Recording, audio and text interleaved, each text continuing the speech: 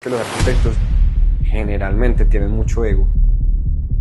Y un maestro que lleva 20, 30 años construyendo te dé una lección que no te dieron en la universidad y te digan, ve Arqui, cero ego, que no todos tenemos que ser los super diseñadores. Lo que más valoro de todo lo que ha pasado, la confianza. Es entender que dentro del equipo existen ciertos roles, independiente del perfil junior, practicante, lo que sea, siempre hay confianza. Bueno, ¿cómo están? Acá estamos hoy con David Franco, el jefe de taller de Vicaría Arquitectura. Vamos a hablar de unos temas que estoy seguro que les va a encantar. David, bienvenido a este podcast. La idea es que conversemos un poquito y que le contes a la gente también como qué has aprendido y has vivido en Vicaría. Entonces, quisiera empezar como preguntándote cómo llegaste a Vicaría y qué valorabas en su momento en Vicaría y qué valoras hoy en día después de que has pasado como por desde cero, digamos, hasta ser ya como jefe de tanta gente, pues o líder de tanta gente. ¿Qué valoras de Vicaría? Bueno, no, yo a Vicaría entré hace aproximadamente 5 años, damos un proceso tradicional como cualquier otra persona para entrar a ser un arquitecto, desarrollador de proyectos, arquitecto líder. En el proceso, yo creo que lo que más valoro de todo lo que ha pasado fue, y siempre se lo he dicho a Luis, la confianza. Vicaría siempre transmite como esa confianza a todo su equipo y eso me permitió empezar como arquitecto líder, pasar a coordinar el tema de casas. Ahí se creció todo el desarrollo y en las casas empecemos a meter otro tipo de edificaciones de mayor escala dentro de mi coordinación y hace poco, más de un año más o menos, llegué ya a la jefatura de taller, pues digamos que guiado por Luis, por Carlos Restrepo, pues también que fue fundamental como en todo ese crecimiento, pero yo creo que básicamente de resaltar la confianza y como esa capacidad de dársela a cada uno y que cada uno pueda crecer, independiente del perfil junior, practicante, lo que sea, siempre hay confianza. Por ejemplo, ¿vos qué crees que, digamos, aprendiste o has aprendido en Vicaría? No, he aprendido muchas cosas, o sea, desde la parte del diseño, como toda esa creatividad, toda esa funcionalidad de los espacios, pero creo que mi foco y lo que me permitió llegar a la jefatura de taller precisamente fue enfocarme mucho en el desarrollo técnico.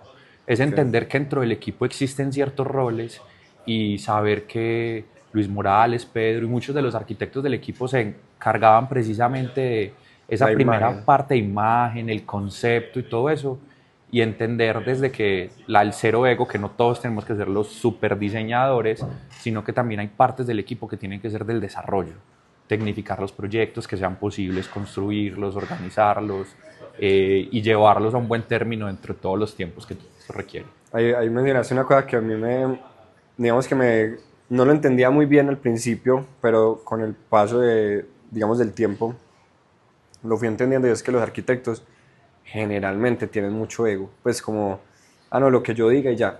Por ejemplo, el tema del cero ego, para vos, ¿cómo se ve? O sea, ¿qué pasa en Vicaría para que no tengamos ese cero ego? ¿O qué es el cero ego? Porque no necesariamente es todo lo que me digan. No, yo creo que el cero ego, y yo creo que como en toda empresa, tiene que nacer, digámoslo, desde las cabezas. Y Luis es muy partidario de esa parte. Entonces, en el cero ego siempre está que podemos aprender de todo. O sea, puede llegar el practicante con la super idea, pero también puede llegar a la obra. Y un maestro que lleva 20, 30 años construyendo, te dé una lección que no te dieron en la universidad y te digan, ve Arqui, con todo respeto, lo podemos hacer así o Ajá. no. Ve, tenés razón, modifiquemos esto. A veces uno desde la teoría tecnifica y hasta le da muchas vueltas cuando puede ser un proceso demasiado sencillo. Entonces yo creo que ese cero ego viene de escuchar a todo el mundo y buscar siempre lo mejor para los proyectos. Entonces viene como entrelazándose en todo eso. Como fórmula no creo que haya, yo creo que es más una suma de personalidades que gratamente han convergido en todo el Ajá. proyecto. Eso, por ejemplo, lo de la obra, o sea, para entrar en materia importante, estamos empezando a hablar de procesos, que yo creo que mucha gente cree que digamos, el arquitecto llega hasta un render y ya. Y creo que mucha gente tal vez no valore o no entienda todo el trabajo que hay para llegar a que el proyecto, la casa, el restaurante, el hotel, lo que sea, quede bien. Para vos, en ese proceso, ¿qué es lo más importante, por ejemplo? O sea, después de que ya chuleamos una imagen, como listo, ya tenemos render que bien, ¿qué sigue ahí? Yo creo que definir uno más importante no es muy complejo, son importancias dependiendo del momento en el que estemos.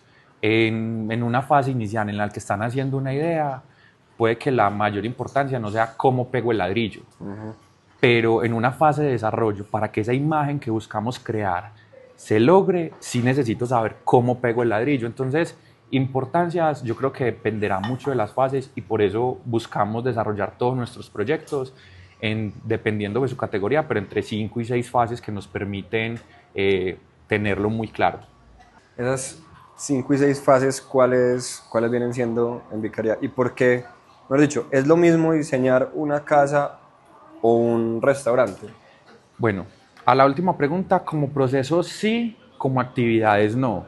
El como proceso es desde la génesis de la idea hasta la fase constructiva, tendrán componentes similares, todos tienen pasos. muros, todos tienen ventanas y puertas, entonces desde ese componente tienen unas fases, pero ya desde su desarrollo empiezan a variar. Entonces, por ejemplo, nuestros proyectos siempre los empezamos con una fase de estructuración, que si por ejemplo es una casa, digamos que serán fases un poco más cortas, pero edificios inmobiliarios y que van de un carácter más comercial, de negocio y financiero, tienen que tener una fase previa de números muy importante antes de llegar a un desarrollo más alto, ¿cierto? Entonces, para explicarles las fases un poco, tenemos estructuración, que era la que los mencionaba, donde están todos esos elementos que hacen prefactible el proyecto, porque tampoco podemos hablar de factible en esta fase. De ahí... Es como para ver si el negocio se iba a dar o no. Exacto. Pero más o unos menos... números muy macro, analizando la norma, cómo se comporta en el lote y todo.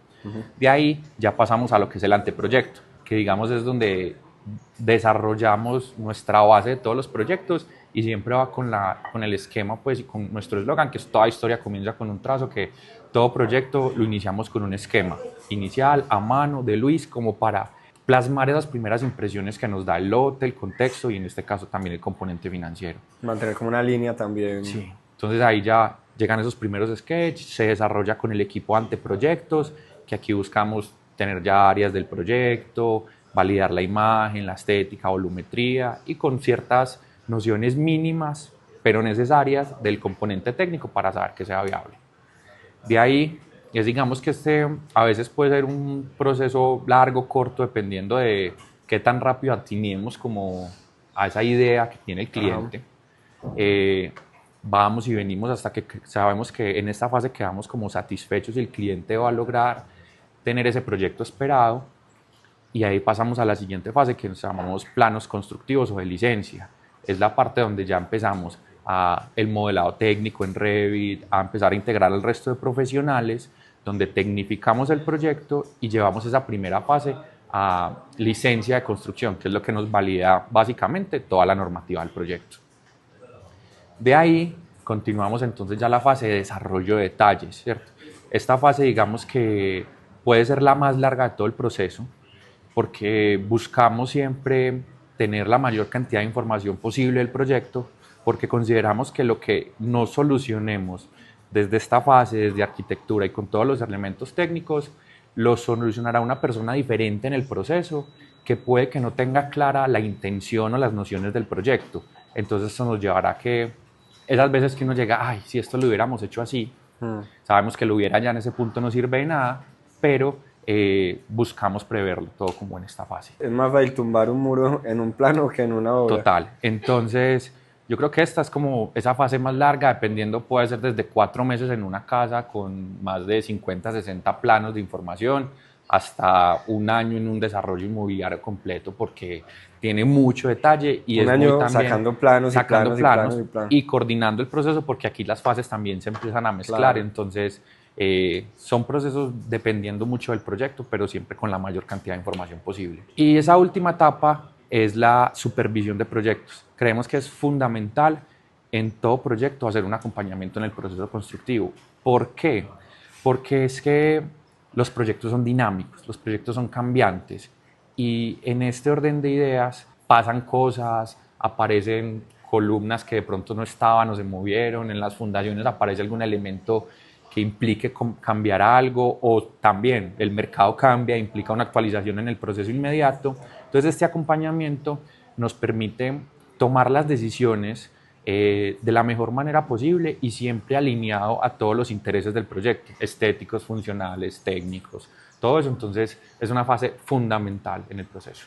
Aquí te hago una pregunta que digamos que me han preguntado algunas personas y es, Vicaría hace cosas muy bacanas, quiere decir que somos más caros como proyecto, o sea, el proyecto va a ser más caro. No necesariamente, porque es que, y yo hago mucho un símil y un ejemplo cuando me hacen esta pregunta, pegar un ladrillo vale lo mismo, péguelo bien hecho o péguelo mal hecho, pero no mal hecho, de pronto espacialmente no adecuado, ¿cierto? Entonces, eso no implica ser o no más costoso, sino simplemente buscar optimizar y aprovechar mejor el espacio. El costo lo dan los materiales, qué tanto lujo no le Y eso se va queramos meter, controlando en y eso detalles. se puede controlar. Yo puedo, y la pared del fondo, como la ven, la puedo generar en un material con una textura que va a ser mucho más duradera en el tiempo y tiene X valor, o la puedo hacer pintura normal y se va a ver bien, va a tener más mantenimiento, pero va a conservar el mismo carácter estético. Lo que no se puede olvidar es que la génesis o la idea del proyecto tiene que ser más allá del material que yo le ponga, sino de lo que esté buscando transmitir el espacio. Bacano. Viendo que ya hoy en día estás de alguna manera dirigiendo todos los proyectos o estando por lo menos presente en los proyectos y coordinando, primero quisiera como que nos contaras un poco cuál es el rol, tu rol, y luego cuáles son los retos como más importantes que tenés que solucionar en el día a día o que te ha tocado solucionar. Listo, bueno, digamos que mi rol en el equipo y como jefe de taller está como estar un poquito en todo y en nada al mismo tiempo. O sea, es estar presente en los procesos, entender cuáles son las programaciones macro del proyecto, apoyar en las soluciones técnicas. Y yo creo que todo esto se logra, como lo mencionábamos al inicio del podcast, y es a través de la confianza, ¿cierto? Al final es, los retadores encontrar un equipo en el que vos puedas confiar y que esa confianza sea retribuida, pero hoy el equipo Estás está tranquilo muy delegando. bien conformado. O sea, hoy digamos que las cabezas de los proyectos, que son los coordinadores que están en manos de Laura Flores, Juan Esteban y vos, Pedro, digamos, están muy bien encaminadas y son equipos en los que uno puede delegar completamente los proyectos. Entonces, mi labor ahí es estar al tanto de ellos, estar presente, controlar los tiempos macros, digamos, jugar con los recursos en función de qué hay que darle prioridad o qué no, derivado de las necesidades de los clientes. Entonces yo creo que es como la suma de todo eso. ¿Qué es lo más difícil, por ejemplo, de llevar un equipo de tantas personas? De ser como el líder de un equipo de tantas personas. No, mira, yo no considero que sea difícil, o por lo menos no desde el equipo que hoy se tiene.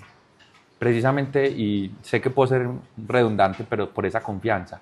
El equipo es joven, pero el equipo es muy dispuesto a trabajar, se apersona de los procesos, se apasiona por ellos. Entonces, no les puedo decir, hey muchachos, hay que hacer esto, y encontramos la manera, entre todos solucionamos. Entonces, eh, si hubiese un reto, no sería, pienso yo, tanto desde el personal, porque la gente es muy bacana de trabajar, sino más desde la organización y desde los múltiples requerimientos, porque al final pueden ser más de 60 proyectos en los cuales unos tienen demandas al tiempo, sí, Es que eso. en diferentes etapas, pero que Y empiezan a diferentes tener escalas. demandas muy estrictas o muy rigurosas, porque no todo depende solo de la arquitectura, sino hay proyectos en que se iba a iniciar y contractualmente tenían tantos enredos que la fecha final sigue siendo la misma, pero el contrato empezó 4 meses después. Entonces, bueno, hay que subsanar eso, hay que subsanar eso, y la obra tiene unos tiempos finitos, entonces los diseños son los que se adaptan a ese espacio. Entonces, el reto verdaderamente del cargo es cómo empezar a mover al equipo en función a adaptarnos a los proyectos, pero sin descuidar otros. Entonces, es como lo que sería uno de los retos más Es importantes. más en cuanto a proyectos que equipo. Sí, yo creo que equipo está muy bien estructurado, hemos logrado hacer un buen proceso de selección en esa parte, y yo creo que es también estar muy atento, saber si algo empieza a flaquear, empezar a tomar decisiones oportunas. Última. Hay algo que como arquitectos nos pasamos que es muy interesante, y es cuando uno logra habitar un proyecto que diseñó o que o por lo menos que participó en el diseño, luego verlo hecho realidad. Para vos, ¿cómo es esa sensación? ¿Qué proyecto has logrado como disfrutar de Vicaría? No, esa sensación es espectacular. O sea, yo creo que uno darse cuenta de que las rayitas o los planos que uno hace se materializan en algo. O sea, cada línea tiene un significado. Una línea más gruesa, una línea adicional puede implicar un muro más grueso o muchas cosas. Entonces yo creo que ir a ver en el proyecto, primero es un aprendizaje increíble, porque es que uno entonces empieza a decir, uy, hubiera podido hacer algo diferente sin que haya quedado mal o no, sino Sí. que yo creo que cada proyecto también es una oportunidad de mejorar en el siguiente. Y uno es su primer crítico, pues. Exacto.